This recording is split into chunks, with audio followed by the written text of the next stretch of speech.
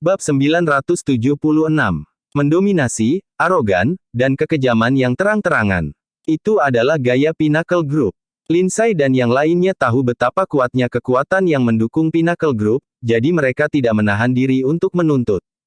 Mereka tidak pernah takut pada siapapun karena pengetahuan itu. Bahkan, seluruh wilayah selatan akan tahu tentang Lindsay jika moto Pinnacle Group tidak tinggal dalam kegelapan dan mengendalikan segala sesuatu dari balik layar. Zoe terkejut dengan kata-kata langsung dan mendominasi wanita itu. Mereka akan merebutnya begitu saja. Dan dia cukup berani untuk memerintahku tanpa sedikit pun rasa malu.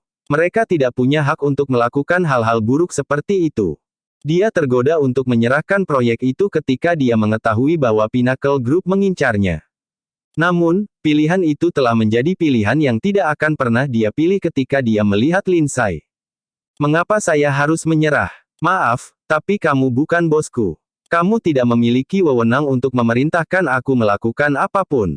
Apalagi, perusahaan kami sudah mendapatkan proyeknya. Kalian tidak bisa merebutnya bahkan jika kamu mau. Ejek Zoe. Dan siapa yang memberitahumu bahwa kamu sudah memiliki proyek itu? Lindsay bertanya dengan kejam. Klien kami, tentu saja. Kami sudah bertemu dan mendiskusikan semuanya. Proyek ini milik Oriental Star Group, dan kalian sudah terlambat. Silakan pergi. Zoe baru saja mendiskusikan persyaratan dengan klien, dia bahkan telah membayar deposit. Saat itulah Lindsay tersenyum kecil. Oh, proyek itu milikmu. Apakah kamu sudah menandatangani kontrak? Aku, sembur Zoe, yang agak tercengang. Dia kemudian menambahkan, bagaimanapun, saya telah membayar deposit. Jika klien kembali pada kata-katanya, dia harus membayar ganti rugi hukum. Zoe mengangkat kepalanya tinggi-tinggi saat dia memelototi Lindsay. Yang pertama tiba-tiba menerima telepon pada saat itu dari klien. Klien bersedia membayar 3 kali ganti rugi hukum untuk mengakhiri kerjasama mereka dengan Morris Group. Jangan ragu untuk terus bersaing untuk proyek tersebut. Pada awalnya, tidak ada pesaing yang layak melawan Morris Group, tetapi satu muncul baru-baru ini, kata pihak lain melalui telepon. Proyek ini lebih bersifat ilmiah, jadi Pinnacle Group tidak benar-benar siap untuk terlalu terlibat. Membuat pihak lain membatalkan kolaborasi adalah hal yang paling bisa dilakukan Pinnacle Group. Akibatnya, Zoe berada dalam persaingan yang adil melawan perusahaan Tyrone. Jadi, apakah Anda masih yakin bahwa proyek itu milik Anda? Lindsay menyilangkan tangannya dan bertanya dengan arogan. Kau, geram Zoe. Dia marah pada saat itu. Dia tahu Pinnacle Group sangat kuat, tetapi dia tidak menyangka mereka memiliki pengaruh yang begitu kuat. Itu cukup kuat untuk membuat klien melanggar kontrak. Mereka melakukan semua itu hanya untuk mendapatkan kita. Namun, semakin tidak masuk akal grup Pinnacle, semakin Zoe ingin bertarung. Dia ingin membalas pesaingnya jika tidak ada yang lain. Kamu telah melihat kemampuan kami. Apakah kamu yakin ingin melawan kami? Ejek Lindsay sambil tersenyum. Kami telah menyelidiki Anda, Ms. Zoe Lopez. Oriental Star Group bahkan tidak akan berhasil masuk radar kami jika tidak didukung oleh Morris Group. Sejauh yang kami ketahui, Oriental Star Group tidak lain adalah sebuah belatung tak berdaya, kata perwakilan Pinnacle Group. Semua orang tertawa mengejek. Lindsay menyeringai dan menambahkan, ini bahkan lebih kecil dari kesepakatan ketika kita bahkan tidak peduli tentang Morris Group. Serahkan saja proyek itu tanpa membuat keributan, Zoe. Sebenarnya ada sesuatu di dalamnya untuk Anda jika Anda melakukannya. Apalagi, melawan kami hanya akan menghancurkanmu. Bahkan mungkin membuatmu terbunuh. Apakah kamu mengancamku? Zoe bertanya dengan tajam, ekspresinya berubah serius. Lindsay berpura-pura tidak bersalah dan menyatakan, bagaimana itu bisa menjadi ancaman? Saya hanya memberi Anda beberapa saran sebagai BFF Anda. Anda akan mendapatkan sesuatu yang hebat darinya. BFF-ku, aku tidak punya teman sepertimu. Jangan repot-repot berpura-pura di depanku, gerutu Zoe. Haha, tunggu dan lihat saja nanti. Tidak hanya proyek ini akan menjadi milik kami, tetapi perusahaan Anda juga akan segera menjadi milik kami, kata Lindsay sebelum dia tertawa terbahak-bahak. Pinnacle Group sudah berencana mengakuisisi beberapa perusahaan yang cukup besar, dan Oriental Star Group dan Morris Group sudah ada dalam daftar mereka. Ya ampun, betapa sombongnya kamu. Bab 977 sebuah suara terdengar pada saat itu, dan semua orang menoleh untuk melihat Levi berjalan ke ruang konferensi. Kamu, Garnisun Levi. Lindsay menggertakkan giginya, mengungkapkan sifat buruknya segera setelah dia melihat pria itu. Levi telah kejam dalam mengejar Lindsay keluar kota setelah rencana jahatnya terungkap. Memperoleh grup Oriental dan Morris saya. Bermimpilah, Nona, ejek Levi. Ketika Levi pertama kali mendengar bahwa Pinnacle Group ada di sana untuk menimbulkan masalah, dia memeriksa perusahaan itu. Dia terkejut melihat bahwa itu milik ayah kandungnya, Tyrone. Dia bergegas segera setelah itu. Seperti yang diduga, pertemuan sedang berlangsung. Vixens tak tahu malu seperti Lindsay berkembang pesat di Pinnacle Group. Tebak itu membuktikan betapa buruknya perusahaan Pinnacle Group. Grup Oriental dan Morris Anda. Hahaha, Lindsay tertawa riuh. Levi menatapnya seperti sedang melihat orang gila. Betapa tak tahu malunya kau mengatakan itu, Levi Garrison. Oriental Star Group adalah milik Zoe dan mungkin, di satu sisi, menjadi milikmu. Namun, apa hubungannya Morris Group denganmu? Sindir Lindsay. Saya akan berterus terang kepada Anda semua. Kami pasti akan mengakuisisi Morris Group, dan Oriental Star Group akan kalah. Seseorang dari samping berkicau.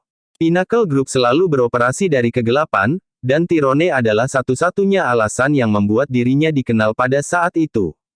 Tyrone akan mewarisi posisi sebagai kepala klan Garrison di kota Auckland. Untuk mencapai itu, dia perlu mendapatkan persetujuan dari setiap anggota klan Garrison. Itulah mengapa dia membutuhkan pencapaian yang luar biasa di resumenya. Pria itu memiliki perusahaan di seluruh Erudia yang semuanya beroperasi dari bayang-bayang. Sekarang adalah saat yang mereka butuhkan untuk menunjukkan diri mereka kepada dunia. Dia perlu memperluas operasi mereka 10 kali lipat dalam waktu singkat. Pinnacle Group, yang berada di bawah Lindsay, ditugaskan untuk mengakuisisi Morris Group dan perusahaan besar lainnya.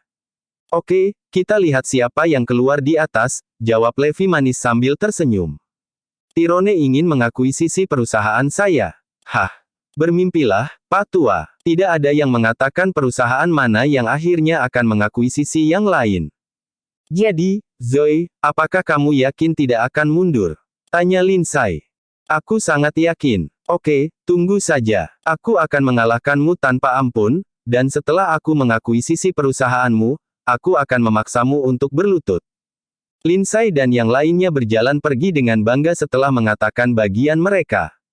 Zoe menggigit bibirnya dengan ringan sebelum dia menoleh ke Levi dan bertanya, jadi, kamu sudah belajar tentang segalanya? Ya, namun, Anda tidak perlu menyembunyikan apapun dari saya. Tyrone dan saya pasti akan bertemu pada akhirnya, jawabnya. Dia mengangguk. Itu sebenarnya masuk akal. Dia kemudian berpikir tentang bagaimana mereka akan berperang dengan perusahaan Tyrone. Pinnacle Group terlalu kuat. Itu adalah entitas rahasia yang mengendalikan segalanya di Southampton. Aku tidak yakin akan menentangnya. Dia menghela nafas. Dia hanya gigi sebelumnya karena dia bertentangan dengan Lindsay. Namun, perbedaan kekuatan mereka terlalu besar dalam perang yang sebenarnya. Kenapa kamu khawatir? Mereka tidak bisa membuat kekacauan di wilayah kita, komentar Levi. Dia tidak melihat Pinnacle Group sebagai ancaman sama sekali. Aku bukan pengecut, tapi Pinnacle Group terlalu kuat. Bahkan Morris Group tidak berani melawannya, jawab Zoe putus asa. Perbedaan kekuatan kedua perusahaan itu terlalu besar, dan itu bukanlah sesuatu yang dapat diperoleh dari kerja keras dan tekad. Jadi, apakah kamu menyerah pada proyek itu? Levi bertanya. Tidak mungkin. Aku pasti akan memperjuangkannya, tegas Zoe. Dia memikirkan bagaimana proyek itu akan meningkatkan dirinya dan membuatnya sehingga baik keluarga Lopez maupun keluarga kulit hitam tidak bisa mengendalikannya lagi. Pikiran itu saja yang membuat Zoe bersemangat. Kamu bisa mengerjakan proyek lain jika kamu ingin melepaskan yang ini. Beritahu Iris saja, kata Levi. Kamu bosnya. Yang harus Anda lakukan adalah mengucapkan kata, dan Anda bisa mendapatkan proyek lain.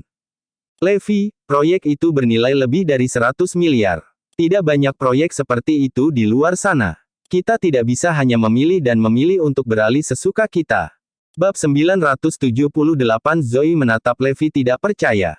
Bagaimana dia bisa mengubah proyek dengan begitu santai? Ini adalah proyek bernilai ratusan miliar. Apakah dia sudah terlalu terbiasa menjadi seorang layabouts? Bagaimana dia bisa membuat semuanya terdengar begitu biasa? Sedikit yang dia tahu bahwa hanya butuh satu kalimat darinya untuk mengubah sebuah proyek. Grup Pinnacle memiliki sebuah gedung besar di South City, tempat Lindsay dan anggota manajemen senior lainnya kembali. Sederhana saja, singkirkan dulu proyek teknologi ratusan miliar ini. Kemudian kita bisa menghancurkan Morris Group sedikit demi sedikit. Lindsay dan yang lainnya sudah merencanakan pencaplokan secara rinci. Mereka sedang berdiskusi mendalam ketika pintu ruang konferensi tiba-tiba didorong terbuka. 7 orang masuk. Seorang lelaki tua mengenakan setelan hijau memimpin kelompok itu. Tingkah lakunya yang mengesankan dikombinasikan dengan aura pembunuh yang dia pancarkan membuat semua orang yang hadir menahan napas. Selamat datang, Mr. Edward. Terima kasih telah menghormati kami dengan kehadiran Anda. Kami mohon maaf untuk. Beberapa anggota manajemen senior Pinnacle Group segera berlutut di hadapannya. Berlututlah segera. Gemetar karena gentar, Lindsay dan yang lainnya berlutut. Klan Garrison memberlakukan aturan yang sangat ketat pada anggota mereka. Mereka diharapkan untuk berlutut saat salah satu dari mereka bertemu dengan seseorang yang berpangkat tinggi. Kalau tidak, itu akan dianggap sebagai pertunjukan tidak hormat, yang mirip dengan jalan lurus ke neraka. Jayden Yolander, pemimpin Pinnacle Group saat ini, mengerti bahwa ini berarti sesuatu yang besar akan terjadi. Seseorang setingkat Edward tidak akan muncul bahkan sekali dalam 30 tahun. Oleh karena itu, baginya untuk tampil berarti sesuatu yang besar akan terjadi. Saya mendengar bahwa Anda semua telah melakukannya dengan cukup baik, mengingat bagaimana Anda sudah memiliki ekonomi Southampton di bawah kendali Anda. Lanjutkan ekspansi Anda dan berjuang untuk mendapatkan semua properti di selatan. Ini akan sangat membantu Master Tyrone begitu dia mengamankan posisinya sebagai pemimpin klan Garrison. Edward memproklamirkan dengan keras. Dimengerti. Kami sekarang berencana untuk mengakuisisi Morris Group yang sedang menjadi pusat perhatian saat ini. Ini pasti akan menjadi keuntungan tambahan bagi kami, kata Jayden. Dia kemudian bertanya dengan berani, apakah Anda di sini untuk bajingan itu, Tuan Edward? Memang benar, dia sudah menjadi ular di rumput, dan aku harus menyingkirkannya secara pribadi. Edward menjawab dengan dingin. Bajingan yang mana? Lindsay dan yang lainnya bingung dengan ucapannya. Tentu saja aku akan memberitahumu siapa dia. Dia sebenarnya ada di sini. Dia Levi Garrison. Edward memberi tahu mereka inti dari segalanya. Lindsay menjadi murka ketika mendengar bahwa pria yang dimaksud Edward adalah Levi. Orang-orang seperti dia seharusnya sudah dibunuh sejak lama. Oh, maukah Anda menjelaskan lebih lanjut mengapa Anda begitu marah? Edward bertanya dengan rasa ingin tahu. Levi adalah orang yang tidak bermoral, materialistis, dan licik. Saya pikir dia pasti akan menggunakan posisinya sebagai garnisun kota Auckland untuk melakukan sesuatu. Saya tahu karakternya dengan sangat baik. Saya tidak ragu bahwa dia akan menggunakan dirinya dan ibu untuk mengancam klan Garrison. Edward berubah marah. Memang, sekali bajingan, selalu bajingan. Jadi bagaimana jika dia memiliki darah bangsawan yang mengalir di nadinya? Jelas, dia bajingan yang tidak layak menjadi bagian dari keluarga kita. Bagaimana orang tercela seperti itu bisa menyebut dirinya Garrison ketika dia dipenuhi dengan apa-apa selain rasa tak tahu malu yang mengakar? Edward merasa bahwa Levi telah menjadi ancaman besar yang tidak terlihat. Mati, bajingan itu harus mati. Edward berteriak keras. Mer Edward, bagaimana Anda mengusulkan kita berurusan dengan dia? Apakah Anda akan menanganinya secara pribadi? Tanya Jayden. Apakah berlebihan jika Edward menanganinya secara langsung? Tidak pantas bagi saya untuk melakukan hal seperti itu karena dapat berdampak negatif pada Master Tyrone jika orang-orang menyadarinya, jawab Edward tegas. Sekarang, lanjutkan dan lepaskan perintah pembunuhan di web gelap. Siapapun yang membunuh Levi Garrison dan Emma Jones dalam 1 hari akan diberi hadiah 3 miliar. Bab 979. Lindsay menarik napas tajam ketika mendengar itu. 3 miliar hanya untuk mengambil nyawa Levi yang malang. Bukankah itu terlalu murah hati? Bagaimana bisa Levi yang hidup rendah bernilai sebanyak itu? Dia bukan satu-satunya yang merasa bahwa harga untuk kepala Levi agak terlalu tinggi. Meskipun demikian, ini adalah perintah Edward, dan Jayden harus mengikutinya. Pria itu segera merilis informasi ini di web gelap. Dengan cepat, banyak pejuang elit dan pembunuh mengindahkan panggilan itu. Para petarung top di luar Erudia tidak bisa berbuat apa-apa selain menonton dengan iri karena tenggat waktu terlalu pendek bagi mereka untuk melakukan perjalanan misi. Mereka hampir tidak bisa mencapai Erudia tepat waktu, apalagi membunuh Levi. Tiba-tiba, semua pejuang elit Erudia Selatan berkumpul dengan antusias. Tidak ada yang punya waktu untuk kalah. Lagi pula, 3 miliar ditawarkan. Mer Edward, dalam 30 menit, sekitar 100 pembunuh bayaran telah mengindahkan panggilan itu. Jumlahnya masih bertambah. Jaden tersenyum kegirangan saat dia melapor ke Edward. Baiklah, tidak peduli seberapa jeniusnya Levi Garrison, dia tidak akan lolos kali ini. Dibandingkan dengan Jaden, Edward benar-benar tenang.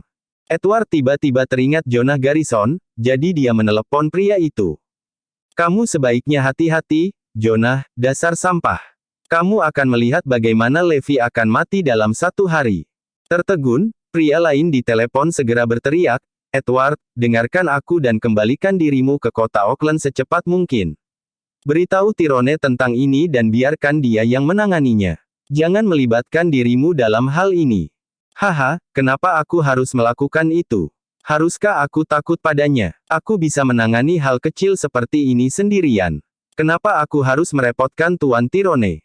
Edward penuh percaya diri. Dia tidak bisa membayangkan kemampuan seperti apa yang dimiliki Levi untuk bertahan hidup dalam kondisi ekstrim seperti itu.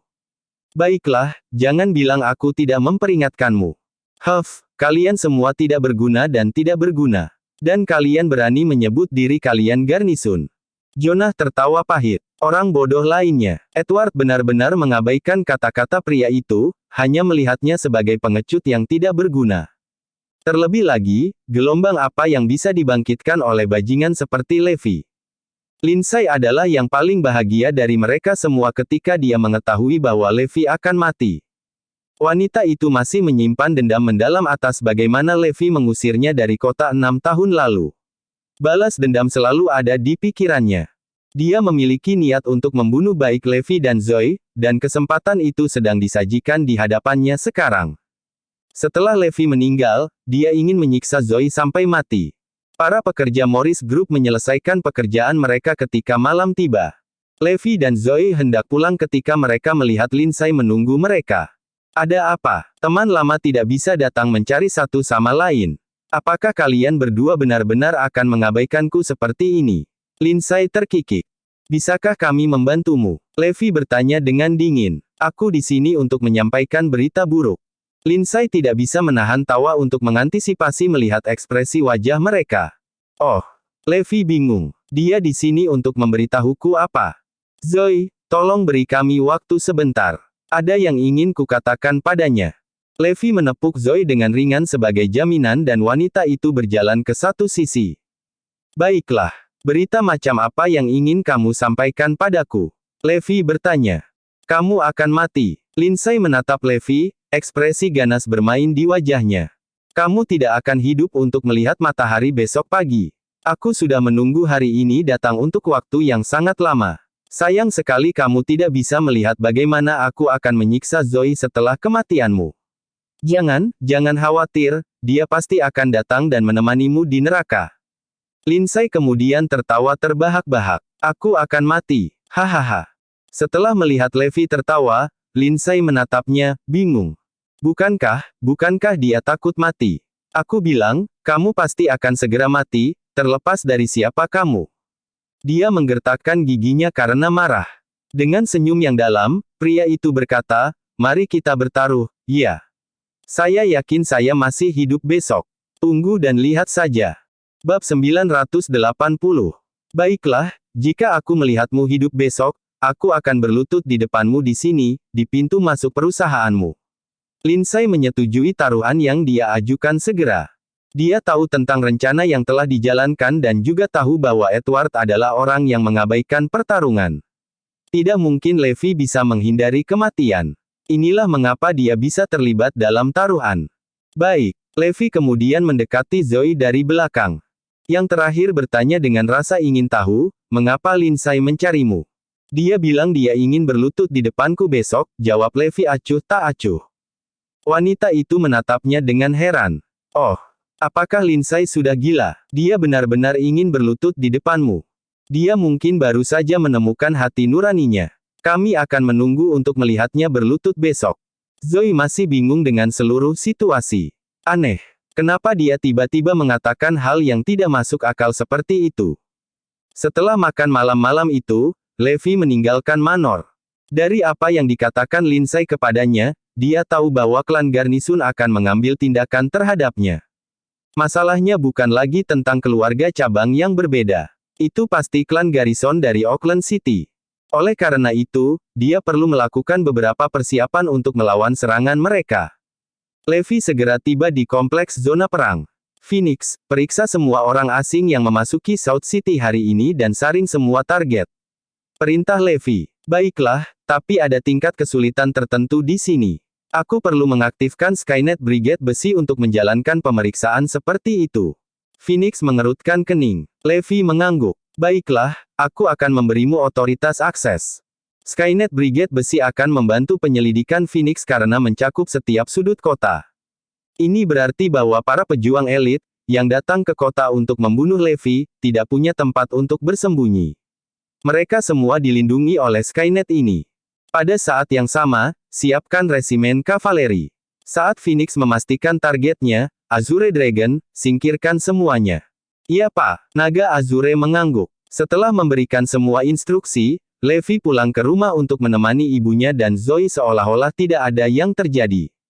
Sementara itu, di Golden Plaza, Edward dan Jayden, bersama dengan mereka semua, terus-menerus memperhatikan situasi. Lindsay sangat prihatin dengan masalah khusus ini, jadi dia meminta untuk tetap tinggal. Edward, sampai sekarang, 388 pejuang elit telah tiba.